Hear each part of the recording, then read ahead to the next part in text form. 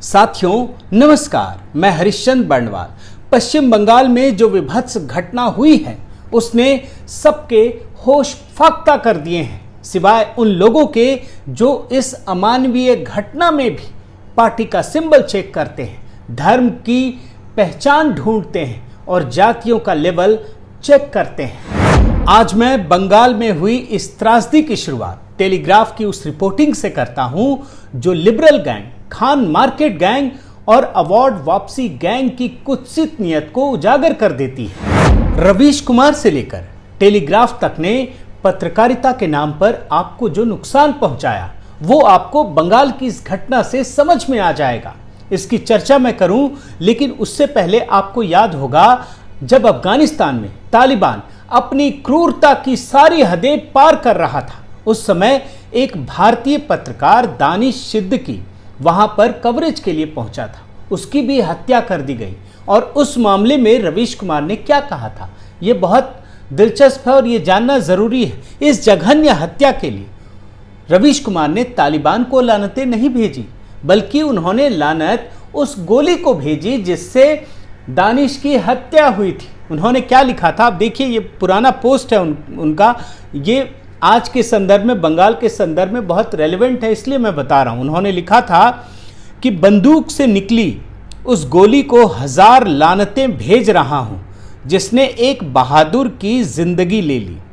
किसी को पता भी नहीं होगा, आगे लिखा है, भारत का एक दानिश दोनों तरफ से चल रही गोलियों के बीच खड़ा तस्वीरें ले रहा है। तब लोगों ने रवीश कुमार के इस एजेंडे को समझ लिया था। वो जान गए थे कि रवीश कुमार तालिबान को खुश भी करना चाहते हैं और इस मुद्दे की रिपोर्टिंग भी करना चाहते हैं। अब तालिबान को वो कैसे गाली दें, वो तो नाराज हो जाएंगे, तो उन्होंने उस गोली को लानतें भेज दी। अब यही काम बंगाल में टेलीग्राफ ने कर दिया है। टेलीग्राफ ने क्या लिखा है उसकी हेडलाइन आप देखिए, आपको समझ में आएगा कितनी बेशर्म पत्रकारिता करते हैं ये लोग। ये लिखा है, फ्यूड बर्न्स एंड किल्स। मतलब इस हेडलाइन को देखकर आपको क्या समझ में आता है कि झगड़े अगर होते हैं तो वहां आग लग जाती है और जब आग लग जाती है तो लोग मर जाते हैं। लेकिन क्या इस हेडलाइन से आपको यह पता चलता है कि बंगाल के बीरभूम में कितनी विभत्स घटना हुई है? ये जो अमानवीय घटना हुई है, क्या इससे यह पता चलता है कि वहां पर 10 लोगों को जिंदा जलाकर, घर के अंदर बंद करके जिंदा जलाकर मार दिया गया? क्या टेलीग्राफ की इस हेडलाइन से आपको समझ में आता है? मतलब जिस प्रकार रवीश कुमार ने गोली को लानतें भेजी, ठीक उसी प्रकार टेलीग्राफ ने फ्यूड को लानतें भेजी, झगड़े को लानतें भेजी। लेकिन टेलीग्राफ को लेकर सोशल मीडिया में एक बहुत ही चमत्कार देखने को मिला। किसी ने मीम बनाकर डाला और मीम बनाया, आप देखिए उस मतलब अगर, और ये सच भी है, क्योंकि अगर ममता की राजनीति का कलर भगवा होता तो यही टेलीग्राफ इसकी हेडलाइन कुछ इस प्रकार से बनाता। आप देखिए, no Mamata, only cruelty left in Bengal. समझ गए ना, ये टेलीग्राफ का खेल है, ये ऐसा ही होता। अब आप, हो सकता है आपके मन में आए कि भैया आप, ये तो काल्पनिक है, लोग तो मीम बनाते ही हैं। अब आपको इसके लिए मैं उत्तर प्रदेश में घटी एक घटना की हेडलाइन दिखाता हूं। उत्तर प्रदेश में अखलाक वाली घटना तो बड़ी इंटरनेशनल बन गई थी। आपको याद है, अखलाक की हत्या हो गई थी। ये आया कि कुछ लोगों ने उसे घेर करके मार दिया है, भीड़ द्वारा घेर कर मारने की खबर आई थी। और ये जो घटना हुई थी ना, वो अखिलेश यादव के राज में हुई थी, ये भी याद रखिए।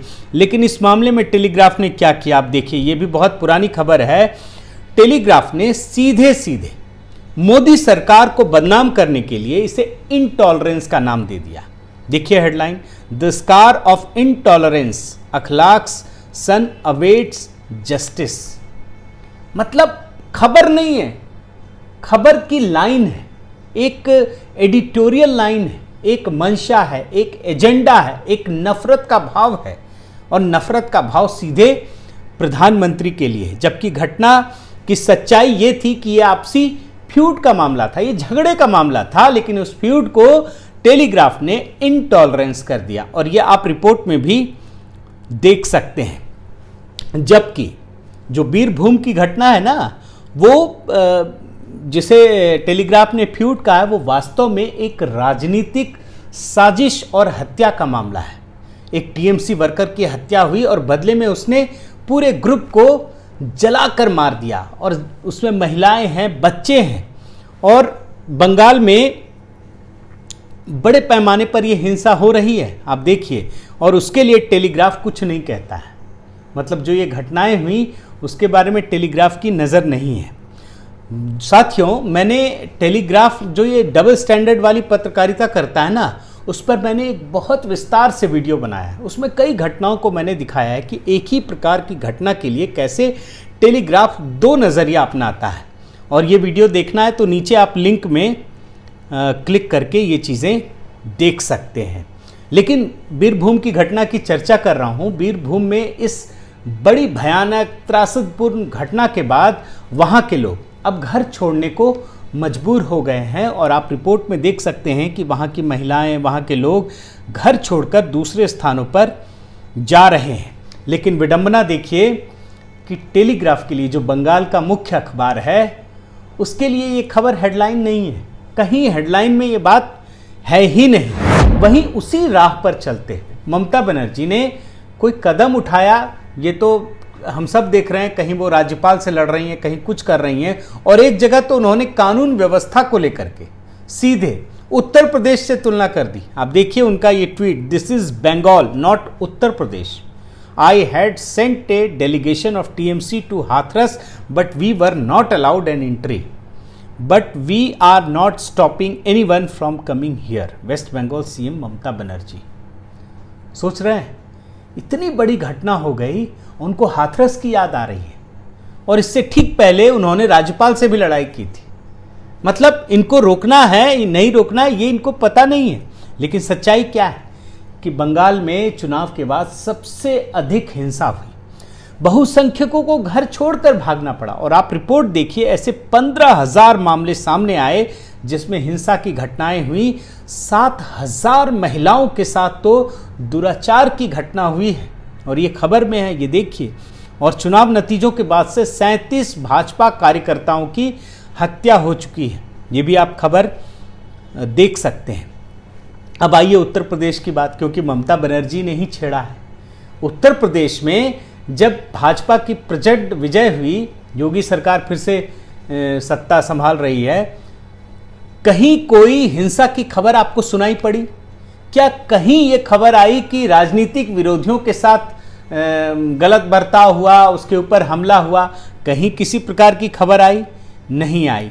लेकिन हाँ, ये बात याद रखिएगा कि अगर इसी उत्तर प्रदेश में किसी विपक्षी पार्टी की जीत होती तो ये स्थिति नहीं रहती।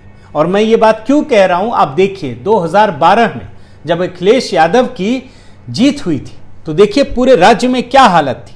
देखिए इतनी सारी हेडलाइन भरी पड़ी है। Violence hits Uttar Pradesh after Samajwadi party stunning win, upset about local candidates defeat, SP workers attack media in Jhansi Firozabad, violence in UP after SP win, A timeline, पूरी टाइमलाइन दी गई है।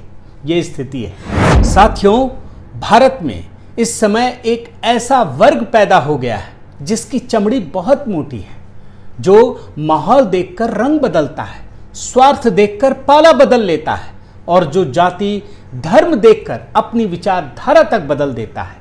ऐसे लोगों को बहुत सावधानी के साथ समझने और बेनकाब करने की जरूरत है।